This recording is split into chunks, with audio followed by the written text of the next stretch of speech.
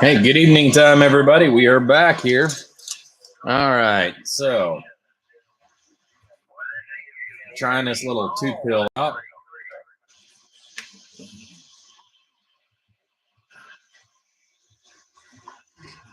Listen to the skip here on 28 right now. So that's what you're going to hear in the background. But anyways, everything looks pretty good on the meters. All right, so figured I'd go ahead and get this on the air, get this taken care of. All right, so let me shut this off here real quick. Show you here on the meters what we've got going on.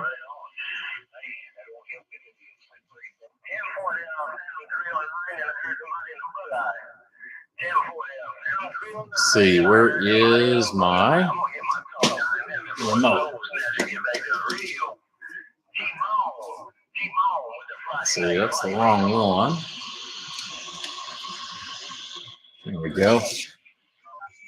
I need to make me a little holder for all these daggone remotes here. All right.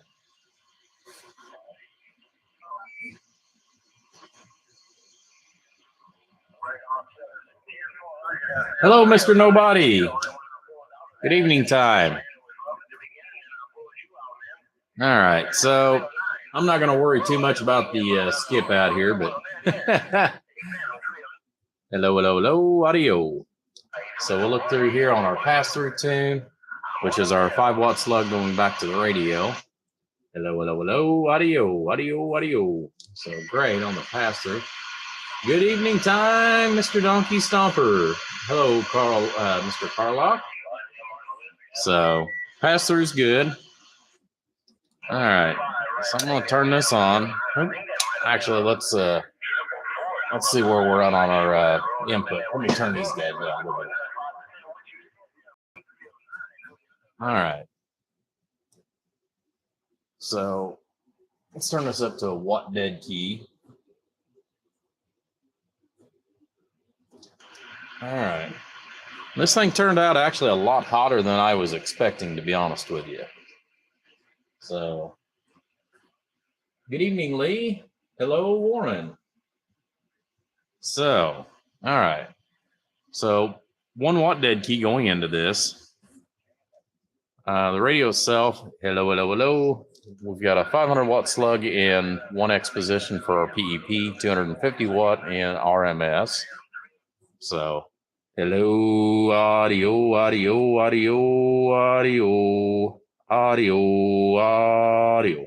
So about 10 bird and about 25 PEP is about all this radio does. I'm just using the President Walker for this one.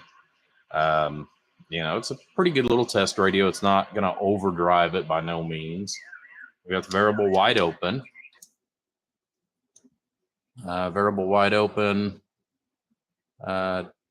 Dead key in about 30 watts. Hello, audio. So we got 30 watts PEP. Hello, audio. And 170 on the RMS, which is really good out of a pair of these. Input reflect, going back to the radio. Hello. About 0.2 of a watt. Output. Hello. The same, about 0.2. So good all the way across the band. We are on the antenna. Hello, radio. Check. Audio. All right. So with the 30 watt dead, or 1 watt going in, like I said, we've got about a 30 watt dead key.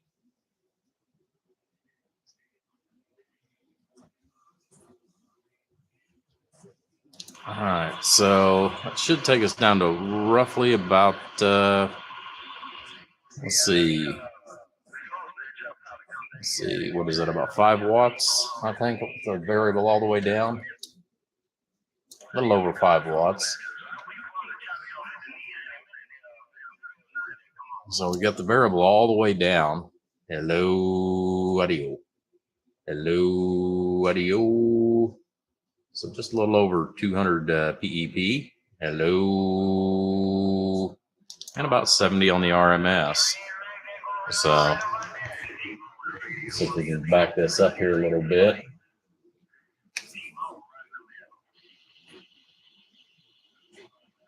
Try to get the meters and the box all here. So, well, you can see where it's all the way down. So I've got the variable set up where you can utilize all of the variable itself that's on here.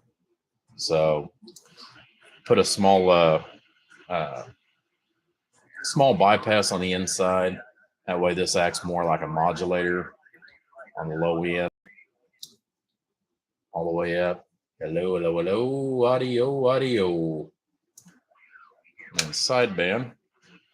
Because of the way this is designed, you're not going to really hear the click a whole lot, especially because of the little micro relay that they're using on this for the biasing. Hello, hello, hello, audio, audio.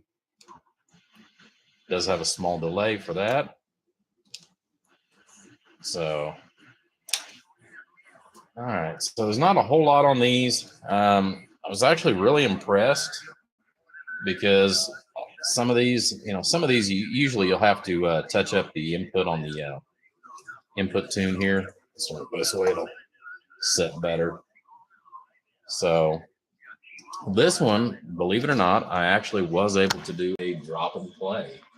I was actually surprised because I come out here this morning before getting everything going, and I'm actually off this weekend, so that also makes it kind of nice. But the input was perfect. Same thing with the output, which the output rarely ever changes on something like this with the 2290s.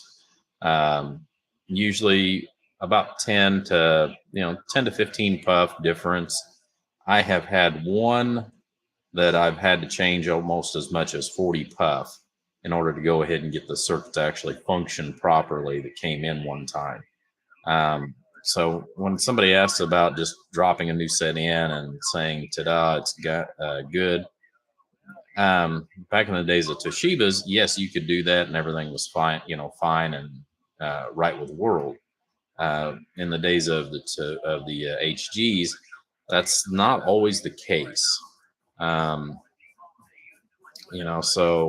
I usually don't recommend just dropping them in there and saying, ta-da, it's done. It is always best to go back and double check everything. But, the biasing is working like it's supposed to.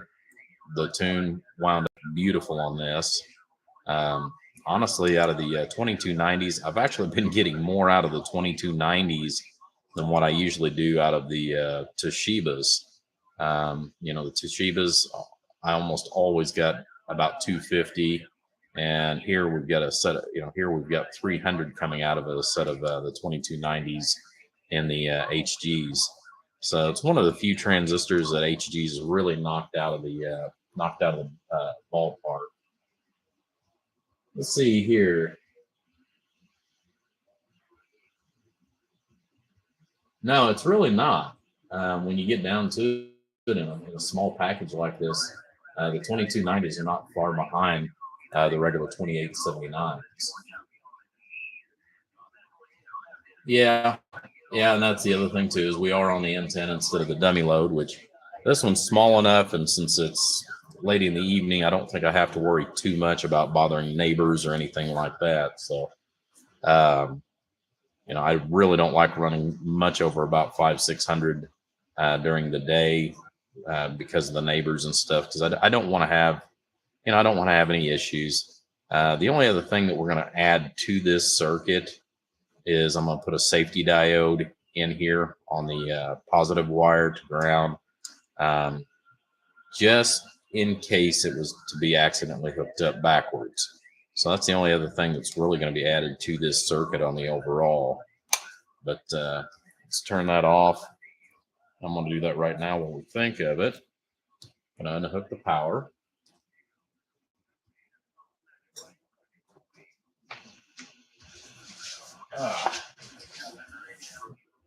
Good evening, Jimmy. Aloha. All right, so like I said, not a lot going on with this one. I've got another one that I'm going to be doing, but I'll probably go ahead and do that one and upload a regular video on it, doing it, because I know we've got other builders that are going to be going live here very shortly. And I've been it's been a great community. It really has, because we've got a couple of the other builders that, they kind of know what our schedules are, and, they work around us so that you guys get to see all of us, and you don't have to pick and choose or go back and forth between builders and things like that. So, I can't say enough about some of the community that we've got out here, especially with me, because they know that with the shift that I work, for me to get in here, sometimes it's a challenge. It really is for me, just because of the fact that I've worked 7 days a week. It just so happens I'm off this particular day for, my weekend off for this month. So, but I do want to add, like I said, it's just one of those that I always like to add a safety diode if there's not one in there.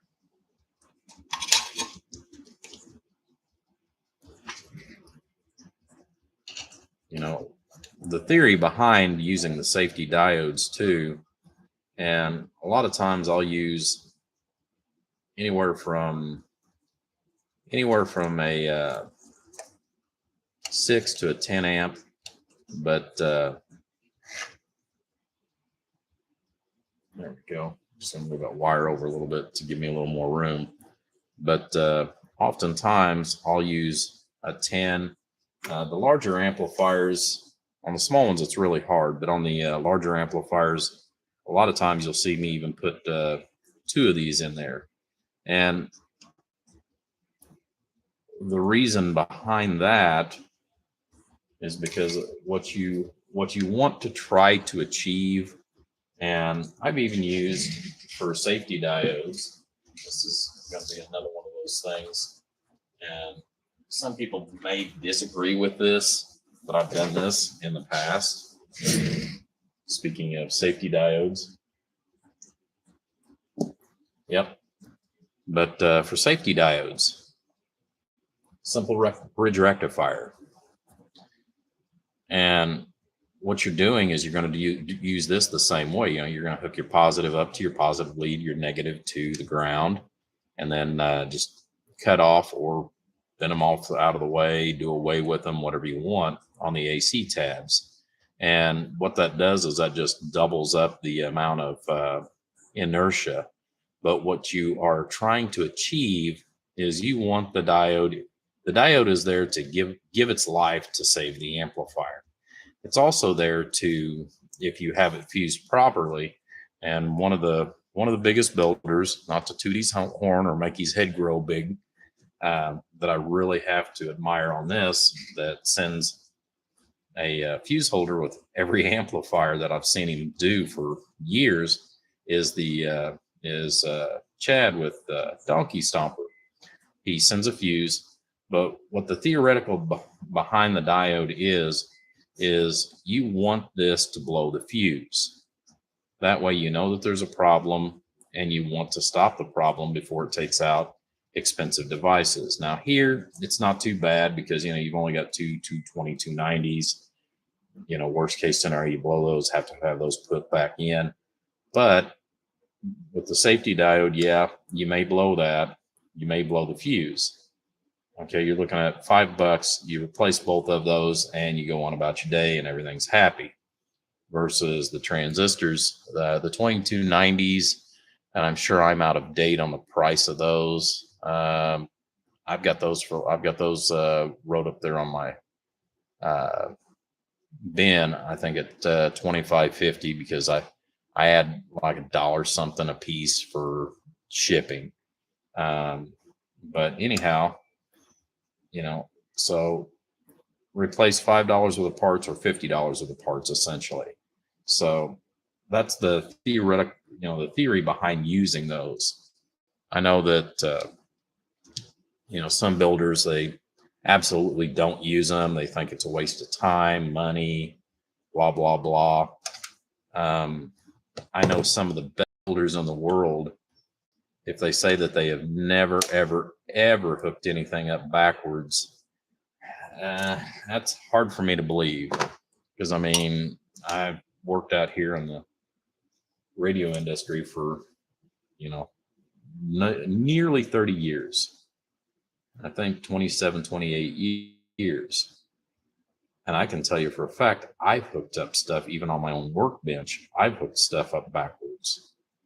So it happens, especially when you come in. Some of the builds, and I've seen some of these where things aren't exactly marked like this, where you've got a red and a black. I've seen where people use 2 red wires coming out of the back, and then they put black heat shrink over one end, and you're supposed to know that that is negative. And although that does work, your brain automatically sees red and you think positive. So that's the reason why I absolutely refuse to use 2 red, 2 blue, 2 green, 2 orange, 2 of any like colors coming out of the back, because I don't want the confusion of flip-flopping wires. Like I said, I've seen that over the years where people just don't want to do that.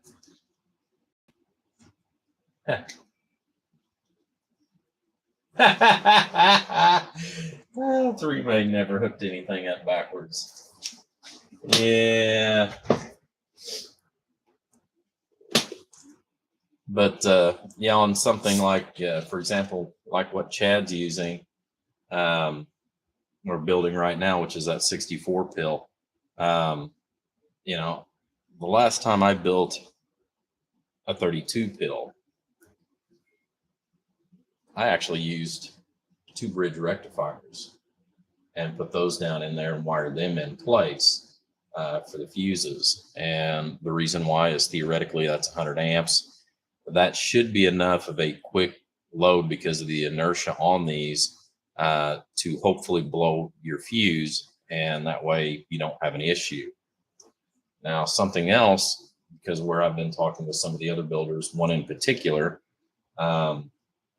I'm actually going to go through what I have here, and I'll probably order some parts to do an experiment, and I'll share that with you guys and with the one in particular builder that has asked and has been looking into, more safety, for the overall builds. But I'm looking for multiple different ways of, granted on something huge, it's not totally impossible, but for the small builds, one of the things that I'm going to be looking into is using MOSFETs for safety devices. And the MOSFETs are going to be used actually to turn and shut off the main power going into the amplifier, not just shutting it off at the relay. Now, where that's going to be handy at is for the guys that are doing competition or that have a large amount of people that run massive wattage next to you.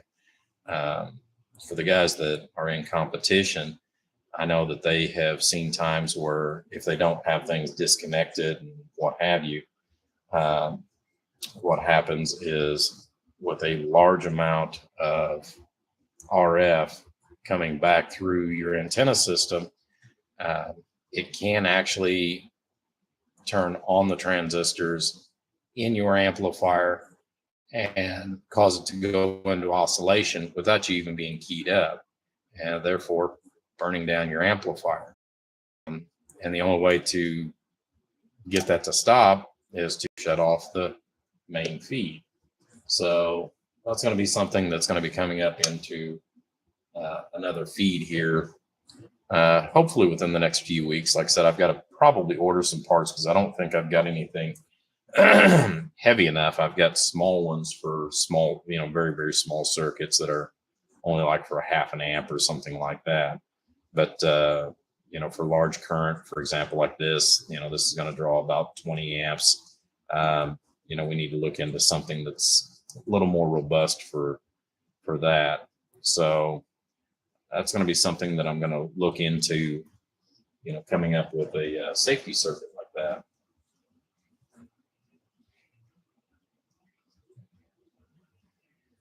Yep.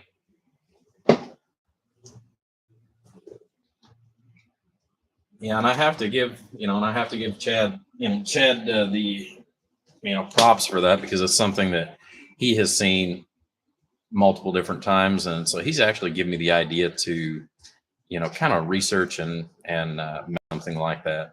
But I wanted to start out with something small because, for example, on this, you don't really have the room for a heavy enough relay to actually do it. But what we do have is we've got enough room that I can mount 2 power MOSFETs in here, for example, that are rated for around 20 amps a piece, bridged together, going to be 40 amps. Yeah, that's where we're going to be using a milliohm tester, and you're going to see that it's only going to add maybe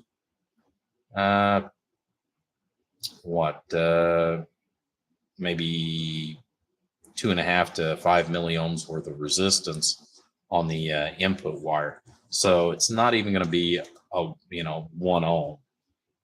So the physical voltage loss or anything like that on a small 2 or 4 pill amplifier, especially when we are dealing with very small compact places like this, where we can go ahead and put small safety circuits in these without having to try to fit this massive relay or what have you in order to go ahead and disconnect the main power.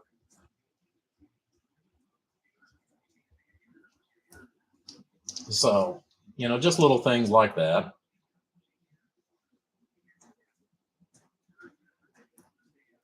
Yeah, exactly. The fuse is not going to be as important on that. Let's see here. What did to blow a fuse, you need over 500 amps of a short? Well, it depends on the size of fuse. And a lot of times, what you have to look up the data specs on the fuses and things like that, because of what they're rated for as far as on the normal use.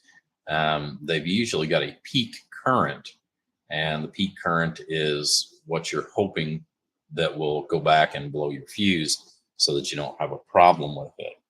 But like I said, I've been seeing all different things here recently, because I try to watch a little bit of everybody's YouTube videos so that I can see who's doing what and all that other good stuff, and get different ideas, everything. I don't have one of these already made up on my workbench because the red ones are just a little different on these little plugs. I love these little Anderson plugs. They're great for a lot of things. You do lose some power, especially when you get up into the larger high current. But overall, these are actually really good for a lot of things. And I put these on anything from a little 2 pill up to usually a 4 pill. Occasionally I'll do them on an 8 pill, but usually the 2 pill, 4 pill, everybody's wanting to change things out, especially in the house. It makes it nice to be able to just do a physical unhook and go on to the next. You use a 200 8 pill or a 2x8. Oh yeah. That's usually about where I stop at. Now I have done them on a 12 pill before, but that's kind of a rarity to do it. I guess I have done it also on a 16 pill, but at that point, you're looking at it's a pretty sizable plug as well. But Yeah, like I said, I've been wanting to get into some other type of circuitry and things like that with the amplifiers and with some of the different things that's been going on. So, that's kind of where I'm going to try to take some of the, some of the overall builds going into this fall, with playing around with different things to see what we can do to make things a little safer with the amplifiers so that we don't have any issues. Now, the other side of that too, with using the MOSFETs on the small builds, if I remember right, which I'll have to play with the circuit because I can't remember, but I know on a lot of the MOSFETs, if the voltage is, for example, reversed on the MOSFET won't turn on. So again, that also makes it a little bit safer, where you actually have an opportunity to where if it is actually accidentally hooked up backwards or something, you can take care of it before any kind of an oopsie actually happens. So, all right. So the only thing we've got left now is to put our fan back on. I'll put him some new screws in the cabinet. We'll get this one out of the way. And then I'll be working on, I don't know if I'm going to work on the 2-pill that he's got first, because I've also got another one. I haven't decided which one I'm going to do yet this evening first, because I've got that, and then I've also got a watt meter that I'm going to try to get knocked out to this weekend so I can get it back to the customer, because he really doesn't want to key up his equipment without his watt meter, but he sent it in to have a peak kit put in.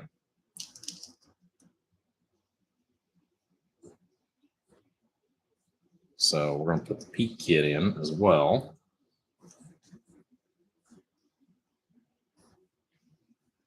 I'll probably just go ahead and get everything all tore down and what have you. I don't know how long Chad's going to be out there on his tonight. I'd say probably about an hour, which I've been trying to halfway limit some of mine as well to about an hour. Part of that has to do with work, obviously, and then part of it has to do with the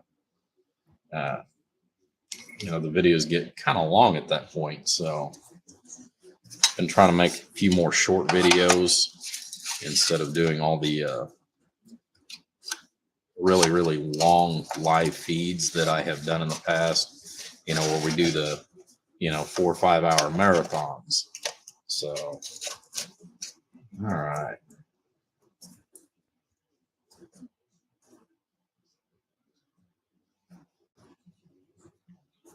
Let's get him some screws in the cabinet here.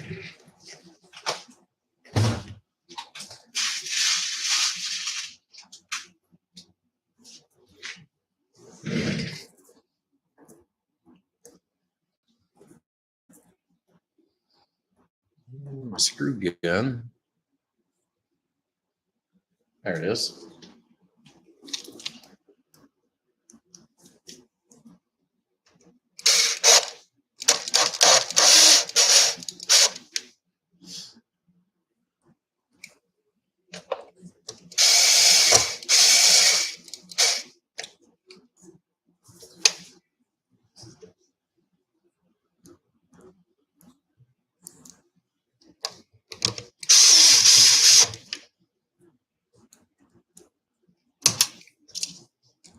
This one is ready to lock and load.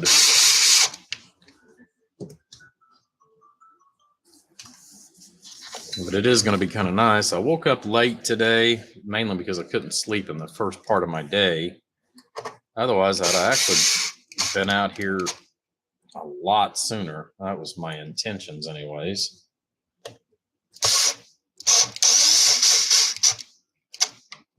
All right.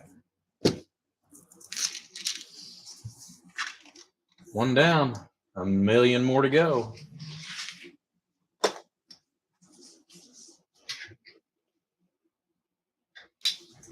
So I'll tell you what, while we're still on this, since we are still doing this for the same customer, let's set these off to the side somewhere too. I'll need to go back and check those. That way I can mark which ones are bad for him. The rest of these screws back up so I don't lose them or knock them all over the floor. So we're going to take this, we're going to repair the variable in it, and we are going to completely fire.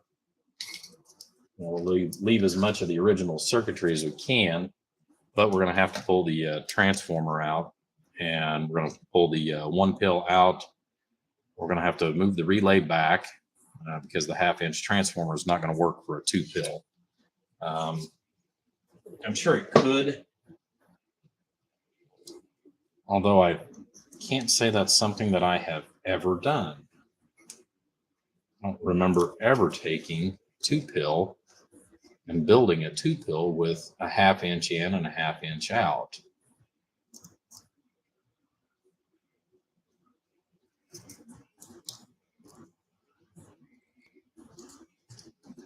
So get this out of the way here.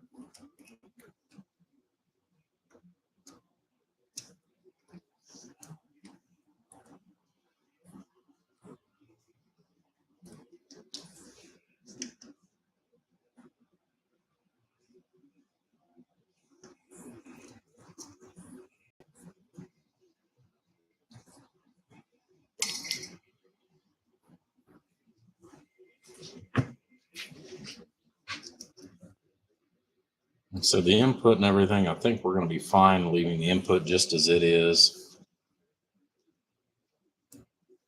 But we're going to have to pull everything else off of this to make it into a 2 pill instead of the 1 pill. Of course, we're also going to upgrade the power wires too, because 10 gauge is not going to be enough for that.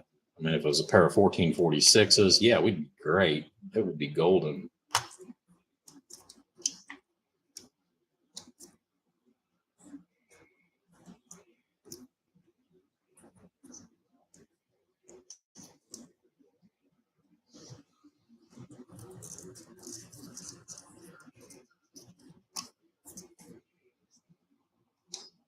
These out. Put this up too while I think of it. But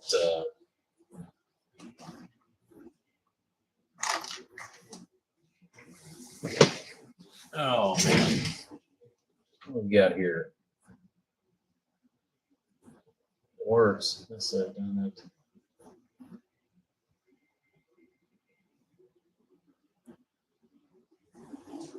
Oh, you've actually done one with a 1/2-inch in and 1/2-inch out on the transformers on a 2 pill?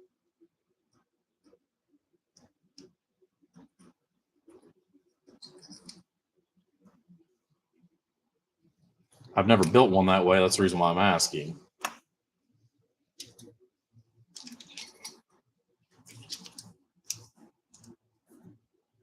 Hello, Bruce.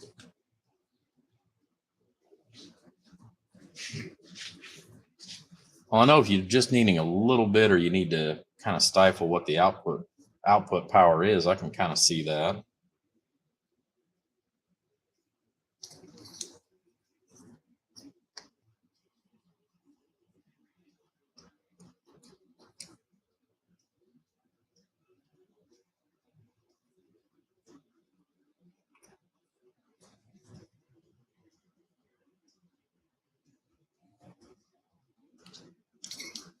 Kind of curious what he had on the output here on the 2 pill.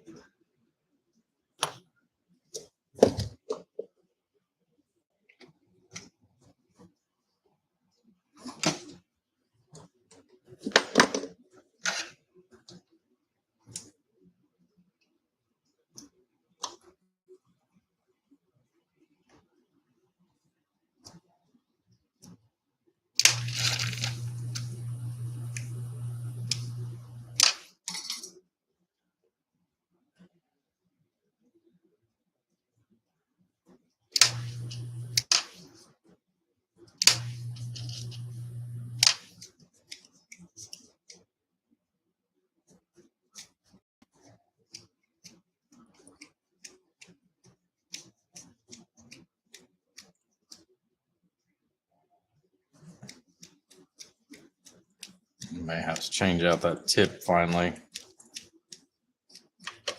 It's still plugged and won't let me pass that one spot there.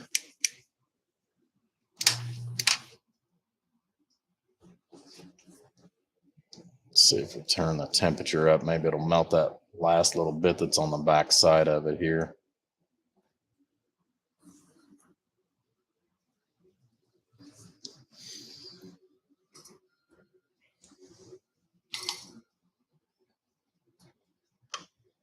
If not, I'll have to take and change out that, change that out.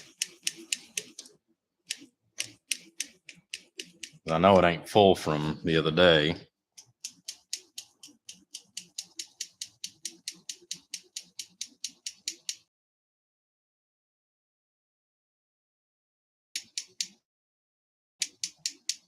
Leastwise, it shouldn't be. We'll put it that way.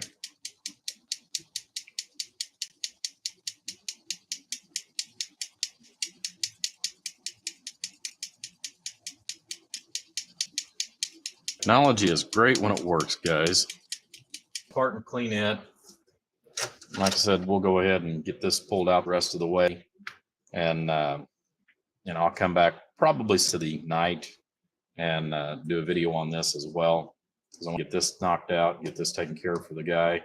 And then I want to go ahead and start on that bird meter as well. So I'm trying to get that cleared out or change out the tip, which is going to take a little bit on it.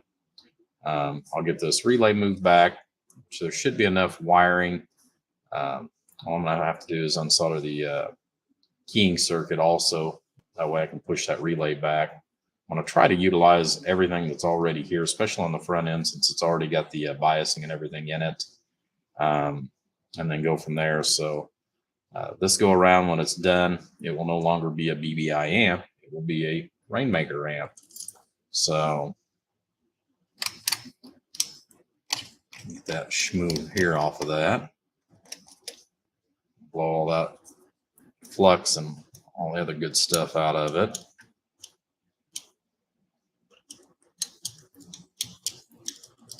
So, but anyways, that way I can get on here and I can watch one of the live feeds with you guys, because I know we've got one that will be coming up here literally just within a few minutes. So, all right, guys, you take care. Have a great evening. We're going to get out of here for now, and we will be back later this evening. Oh, no, he won't pull it. What are you talking about here? Let's see.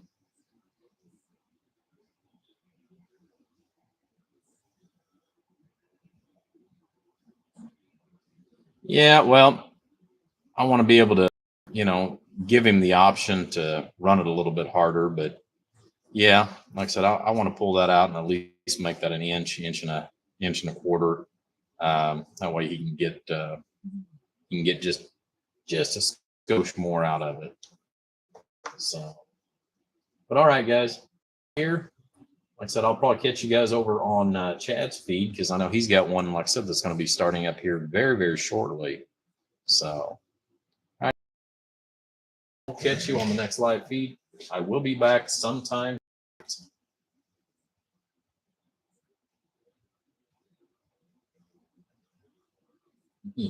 Oh, OnlyFans? Oh, okay. Well, maybe if I'm lucky, I'll be able to watch it too.